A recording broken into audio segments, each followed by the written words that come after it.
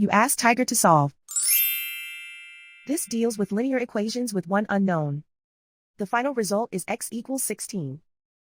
Let's solve it step by step. Simplify the expression. Expand the parentheses. Multiply the coefficients. Simplify the arithmetic. Group all constants on the right side of the equation. Subtract 28 from both sides. Simplify the arithmetic.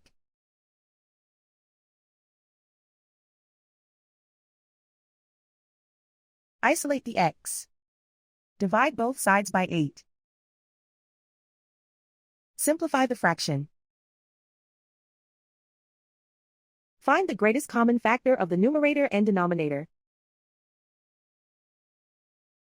Factor out and cancel the greatest common factor. And so the final result is x equals 16.